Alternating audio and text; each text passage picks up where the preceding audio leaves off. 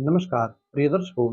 हाजिर हूँ आज कुंडली में वर्ण योग कैसे बनता है और क्या फल देता है, इस विषय पर बात करने के लिए। यह योग कुंडली में 3 प्रकार के सूत्रों से बनता है। यह योग जिस भी जातक की कुंडली में बने, सूत्र तो कहता है ऐसे जातक के शरीर में कोई ना कोई घाव होता है और वह घाव धीरे धीरे सड़न बन जाती है, तो उसी घाव की वजह से उस जातक की मृत्यु होती है। दर्शकों, यह योग कैसे बनता है तथा कुंडली में किस प्रकार का फल देता है तो बता दिया। अब कैसे बनता है इस पर आइए चर्चा करें।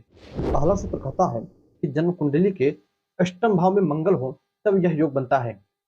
पुनः सुनिए, कुंडली में लग्नेश कमजोर हो और अष्टम भाव में मंगल हो। अब देखिए, तुला लग्न कुंडली है उससे नहीं मतलब, ये कोई किसी भी लग्न की कुंडली हो, आपकी कुंडली मेष से लेकर मीन पर्यंत किसी भी लग्न की हो, किसी भी राशि की हो, सिर्फ कुंडली के अष्टम भाव में हो और मंगल हो, कुंडली के अष्टम भाव में मंगल हो और लग्न कमजोर हो, तब कुंडली में यह पहले वर्ण नामक योग बनता है। फिर दूसरा सूत्र तुरंत कहता है कि कुंडली के दूसरे या आठवें भाव में केतु हो, कुंडली के दूसरे या आठवें भाव में केतु हो, लग्न की जगह लग्नेश कमजोर हो, लग्न कमजोर हो, अष्टम भाव में मंगल हो पहला योग, दूसरे आठवें भाव में केतु हो, लग्नेश कमजोर हो, तब वर्ण नामक यह दूसरा योग बनता है।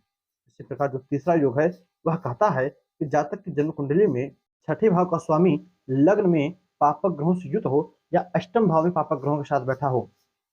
छठे भाव का जो स्वामी हो, छठे भाव का स्वामी यहाँ 12 राशि के जो बृहस्पति बनते हैं, बृहस्पति जो है कुंडली के लग्न भाव में बैठे हों और इस लग्न में पापक ग्रह भी बैठे हों, अथवा बृहस्पति कुंडली के अष्टम भाव में बैठे हों और अष्टम भाव में पापक ग्रहों के साथ बैठे हों, पापक ग्रहों की दृष्टि नहीं चाहिए, पापक ग्रहों के साथ बैठे हो, तब भी कुंडली में यह तीसरे प्रकार से वर्ण नामक योग बनता है। दर्शकों, बहुत ही छोटा सा सूत्र है, 3 प्रकार से बनता है, तीनों मैंने आपको समझाए और फल क्या है वो भी बता दिया।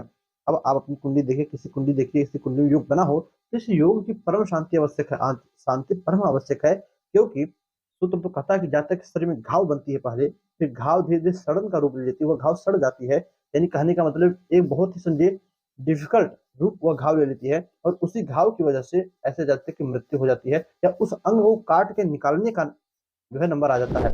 तो किसी कुंडली में वह योग बना है तो जिस ग्रह से बना है उस ग्रह की शांति अवश्य करनी चाहिए। दर्शकों, छोटा सा योग था, उम्मीद करता हूँ आपको अच्छा लगा होगा। बस आज के इतना ही, इजाजत दीजिए, पुनः मुलाकात होगी किसी नई वीडियो में नए टॉपिक के साथ। तब तक के लिए नमस्कार।